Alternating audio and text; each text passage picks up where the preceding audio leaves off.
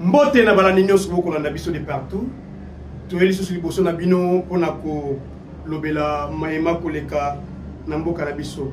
Mingi bino bolanda biso bozaka na petit ya ko commenter omoni ba yike mso zo finga ba mso zo ba geto zo ba lokuta. O que tu pesa ba information vraie ya malamu no moni to lobaki ko banda lelo to luka ko pesa kabino même ba preuve à l'appui. C'est-à-dire to lobi to la kisibino po bomona ke o to lobaka et la réalité. To so bande mission na biso, je crois que lelo to ko belete mingi ba image nde ko loba. To ndo fongo la image na mission na biso na image moko e wapi na est de la République démocratique du Congo. Le lenge ya ba rebelle ko kota na kati ya mboka ba changer. Balobaka baza batu makasi, balobaka baza bato wapi ba frappaka di, balobaka baza bato wapi baza baleki FARDC na makasi.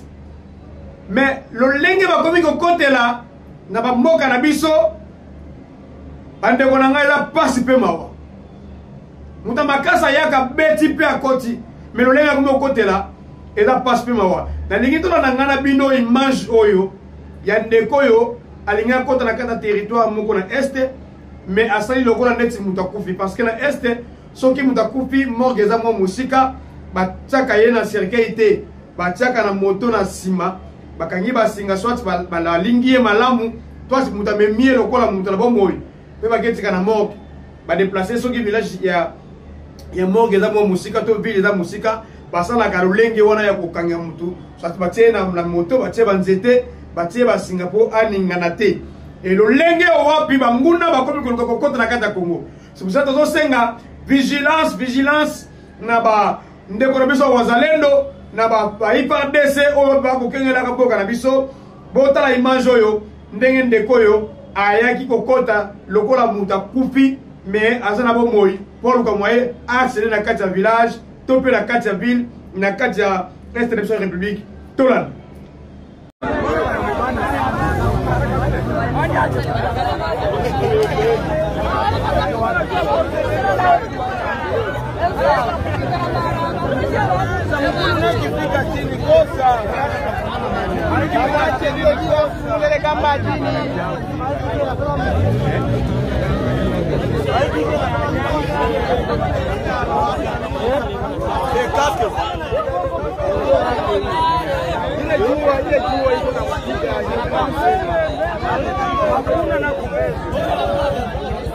Hasa hapa ndio direction yake wanaenda nayo wapi? Mpira. Sasa gani hapa?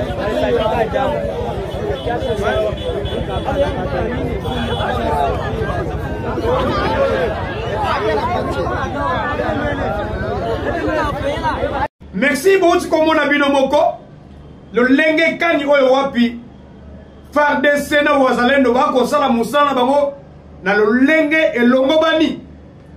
C'est-à-dire biloko nzo de sala mutu bamikangie lokola ndeti mutu akupi mais na entraîne na eba telemisier suspect oyo nini ono ebembe toke na ngomorgue batalika figure ebemba ngo ande wona ngel longi otalika bobite bembo akufeli kote nini akufeli pe wapi nde ba cheke batalike mutu akufa te mutu abomoyi bakangi ndeko wana baligote wazalendo a zui contrôle na ye. Merci na wazalendo, merci na FARDC musala boko sala malamu mingi.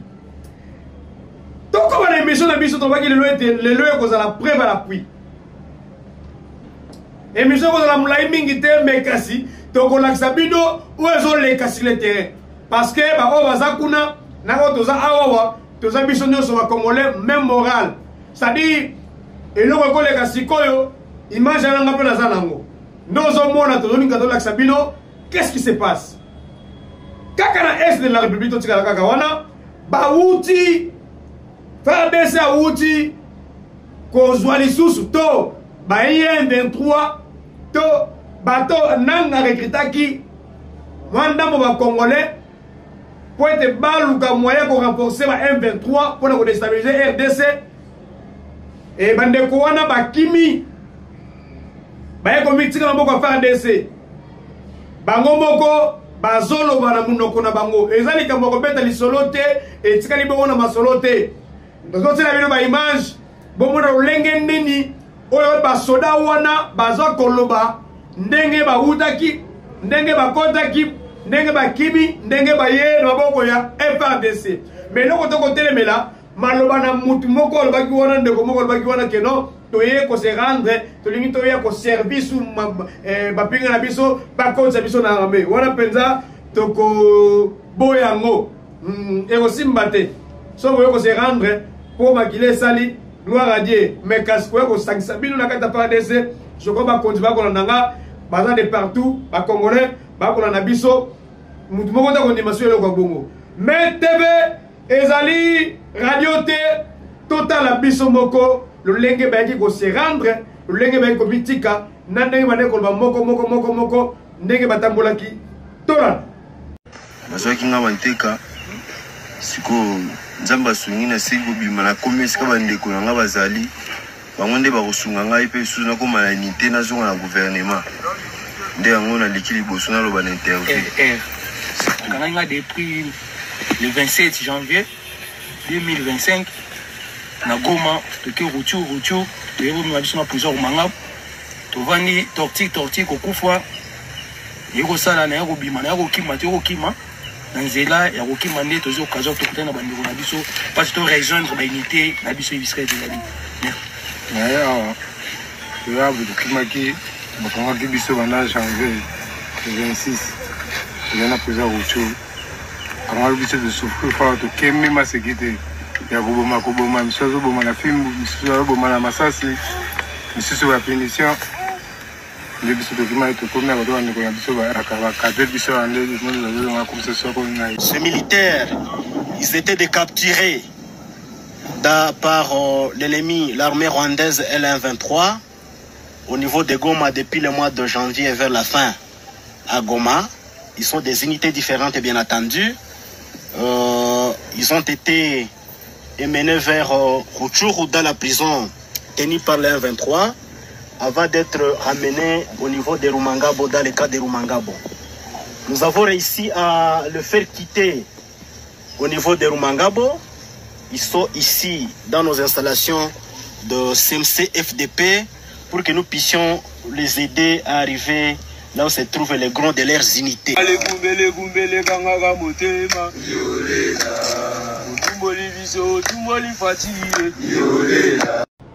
Merci mingi makasi na technique oyo sungi biso na kolakisa biso ba image oyo bato bandeko oyo biso ba ko se rendre pe FARDC. Tozolo baboye.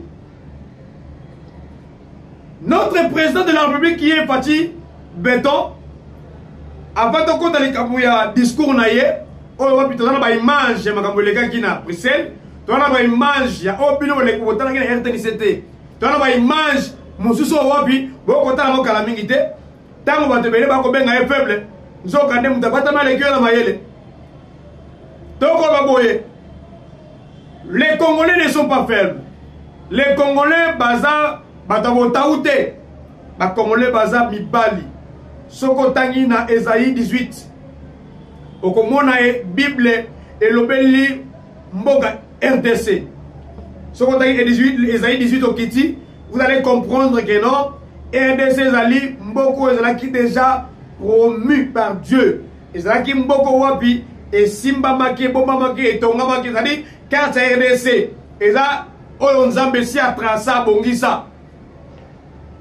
Il prophétie ya kobima RDC lokola na kata bo wumbu maboko ba Rwanda pe na bandoko ba maboko mindele et si le moment d'Égypte depuis kala et c'est ya ko Babylone mo lobi wana soko tangi Esaïe 18 kiti vous allez comprendre que non RDC to continue déjà la pause de délivrance pe avant son minabiso ba lobi le pays où wapi et kabwami ba fleuve belé soko tangi le monde entier. Je crois que nous sommes peut-être deux premiers pays où wapi to kabwami na ba fleuve belé ba mai belé. Tango pays musuba ko luka mai basokoli mai bazongisi yango lisusu ba nettoyer bazongisa bato mbeli lisusu mais biso tokeyela kamai te okomona ndenge carte ya monde ezali na ndenge ezaya alobelaki RDC okomprendre que non ezali awa na RDC prophétie oyo nzambe ebele kopesa Esaïe nzambe azoloba monoko Esaïe ezali azoloba des peuples vigoureux peuple moko ba guerrier hein Congolais dans l'acheter. Quand vous blaguez avec le discours du chef de l'État, c'est comme si le chef d'État Salaki Maniokofit, vous se trompé avec les opposants et d'autres Congolais qui sont faibles en politique. Ils ne connaissent même pas Sala. Je suis né que non. Babendaïs, Alia Rambo, Mbo, Somolo Pakalama, et bien Salate, ma côté la carte politique. Donc, on s'est dit dans Maï, oh, éviter, faites attention bientôt là, on va comprendre que non, on va dire que le temps pour la base. Mais si nous avons calamité, on va noyer. Tant que vous n'en jetez. TV Zangonga peut TV Radio T. Tolingito l'axabino juste image moko oiwapi. Il y a bande komoko pembeni ya mai. Ba monaki ndenge mapinga na biso. Hein? Mapinga na biso. Na biloko likolo. Ba mo bakanise ku c'est comme si bazouya ndeko frapper ba monjo kande faire des choses frapper. Azo ciblé juste là où il y a des ennemis, des bicycles faire des choses à frapper. Dès que vous avez un biso que non, nanga, faire des choses à bombarder les civils, l'ouboulou. Dans cette image, vous comprenez que nous faisons des essais à bombarder la civilité. À quel moment vous avez un bicycle à cible, vous avez calculé, à cibler par bêtis. Sans que vous ne mouriez pas, vous n'avez pas la population. Sans que vous ne mouriez que non. Basibi bazokufa nzokole bango moko nde bazokufa na likota la ngana bino image oyo wapi babilo kwa likolo ngabenga wapi biloko loko kwa ya likolo FARDC ayebaki na ko bimisa epi ekendeke sali musali bombarder banguna ba civil ba sepeli bayoki bien bayoki gu tona na ngana bino image oyo tozonga après tona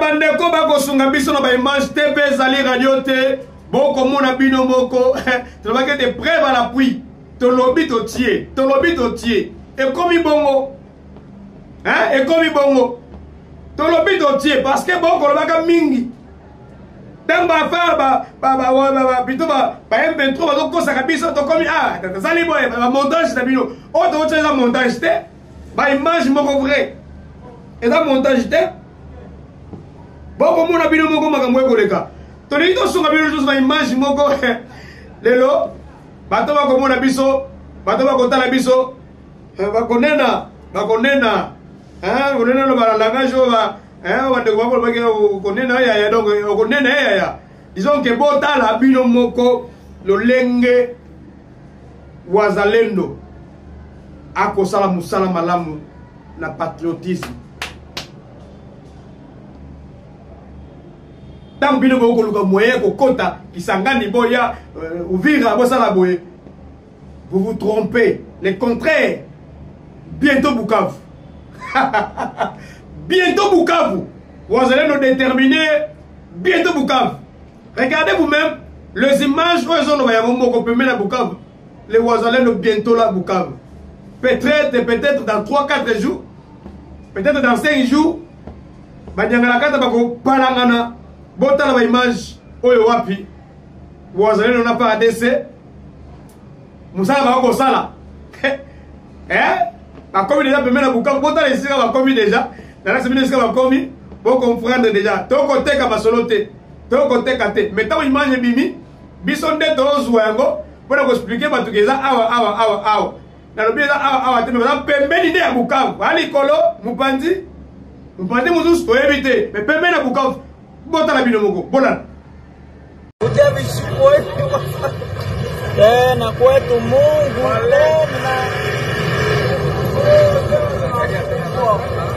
tena kwetu Mungu. Merci mingi matoni mingi na bandeko bakolanda biso bakopesa biso pesa confiance bomoni bilongoko FARDC loko makasi le wazalendo loko makasi. Taligina tsana bino image e pesinga ikoseka esekisinga mingi pesinga koseka mingi penza na Bukavu wazalendo plutôt M23 ba ko sala patrouille na bango na ba police ba sala ki na ba solo na bango na minduki na ba mituka ba etika na Bukavu ba bimi ba komi ko worola bango para para ba komi ko embe na bango manzembo désolé bobi manamboka na biso bolongo ba to lembi bino ba ko banga su bango te. C'est pour cela que nous avons congolais belé ba ko se tromper na ba fausse information na ba poison rwandais bande ko ngai bozonga ba congolais.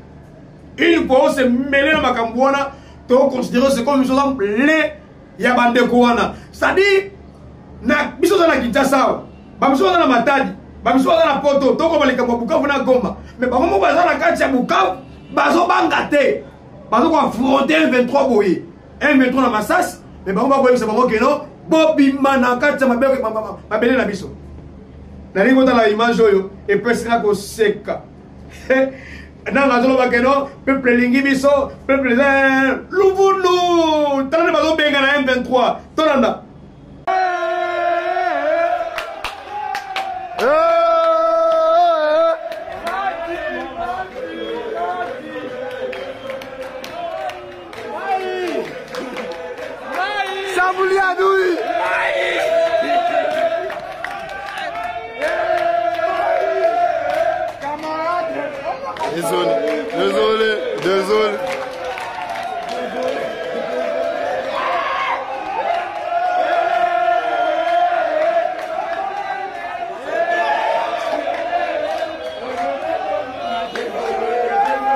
Désolé. Chambly Adoui.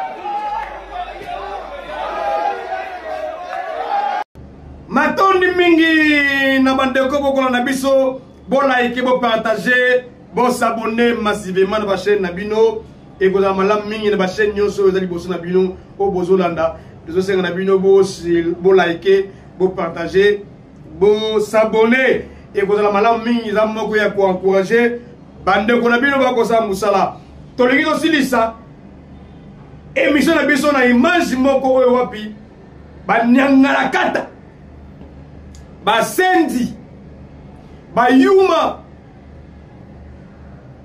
ba faux congolais o ba ko critiquer discours ba konza mboka.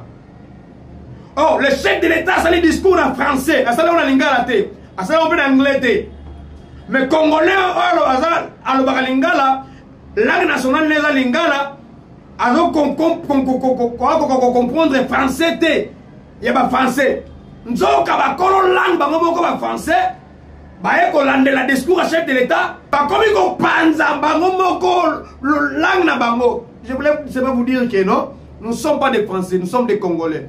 Ce que compréhension na bino na ba français bon ça la différence vous allez comprendre que non bon beti mabe no moni ndeko moko belge a kolobanine avec Félix azana nyongo ya ko continuer ko kamba RDC parce que na ba opposant na ba congolais ba na kati RDC nan ba comme le niveau ya ko comprendre politique malamuté parce que koyo ka ndenge na yo ki critique il y a discours à chef de l'état bandeko ba ko critiquer ba ça la erreur grave parce que ba comprendre te oyo wabi nini ope me konzambo kalobi zoka liboso monde te chef de l'état a beta ki Kagame la gifle a papola ki ba mbata na matama na lene te bilo image bona na bino moko ndenge ba français ba ko maniola malamu le discours à chef de l'état peut pas titre na scène à TV5 que Félix a giflé Paul Kagame. Félix a giflé Paul Kagame en Belgique. Tout à l'heure, awa. Hein? Bah, yuma quoi. Bozo yo critiquer c'est comment? Nzoka, bato ba yebi politique parce que ba français parce que la côté de la Félix T.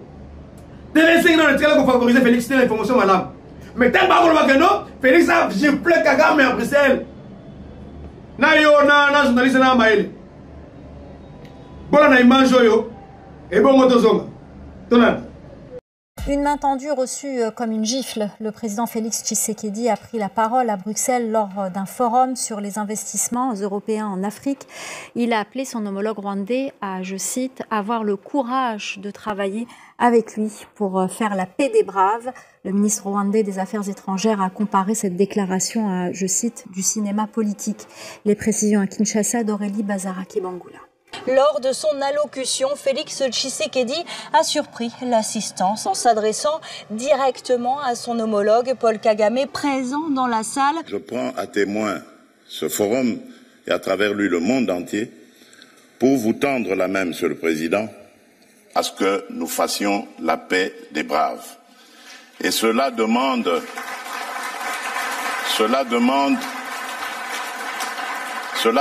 que vous donniez l'ordre aux troupes du M23 qui sont soutenues par votre pays d'arrêter cette escalade qui a fait suffisamment de morts comme ça. Nous les comptons par millions depuis des années. L'histoire nous jugera. Il est temps d'arrêter et de nous tourner vers la paix et le développement. J'espère que cet appel sera entendu par le président Kagame et je lui dis ma disponibilité à discuter de cette situation. Les deux présidents ne s'étaient pas adressé la parole officiellement depuis mars, date de publication d'une photo par le médiateur qatari où l'on voit Paul Kagame et Félix Tshisekedi ensemble. Alors cette main tendue du président Tshisekedi n'aura été que de courte durée. Le ministre rwandais des Affaires étrangères a dénoncé sur les réseaux sociaux, je cite, une comédie politique ridicule. La partie rwandaise accuse Félix Tshisekedi de se faire passer pour une victime d'un conflit qu'il a lui-même provoqué. Alors cette nouvelle joute verbale entre les deux pays intervient à un moment particulièrement tendu sur le terrain car des combats sont signalés dans plusieurs zones minières du Nord Kivu et du Sud Kivu. Tendu aussi sur le plan diplomatique. Les processus de Doha et de Washington piétinent. La RDC et le Rwanda ne s'entendent pas sur la mise en œuvre des cessez-le-feu déjà signés. Merci mingi na baimbo ka bauti kolanda bino moko baimanjo esani malamu mingi epesi ba congolais mayele bo comprendre que non soki na loyebi koloba te koela koganga te kotombola musapi po pesa réponse parce que koloba nini soki na loyebi koloba te koela kotombola musapi te po pesa réponse o koloba nini avec votre politique quoi nande ko moko bimana parti à IDPS à tweeter yo politique. Yo politique. Hein? Jamais Kaboun, yo politique. Papa. Oyo qui s'appelle ba Tshisekedi de son ni benza. Kokanga ate ko za mwana epe ko za descendance Etienne Tshisekedi. Kokanga ngo même pas. Ba misala mna bino ndemana kuna. Yo politique. Ye ba tikelo mboko. Sonia Bimo woyogia ba français. Tala, banela image ndeko. Banela image. Une main tendue reçue comme une gifle. Le président Félix Tshisekedi a pris la parole à Bruxelles lors d'un forum sur les investissements européens en Afrique. Il a appelé son homologue rwandais à, je cite, avoir le courage de travailler avec lui pour faire la paix des braves. Le ministre rwandais des Affaires étrangères a comparé cette déclaration à, je cite, du cinéma politique. Les précisions à Kinshasa d'Aurélie Bazaraki-Bangula.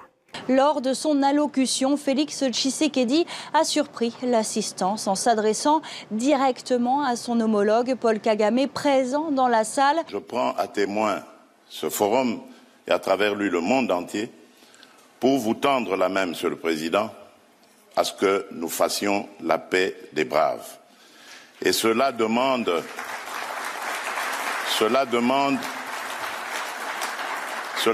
que vous donniez l'ordre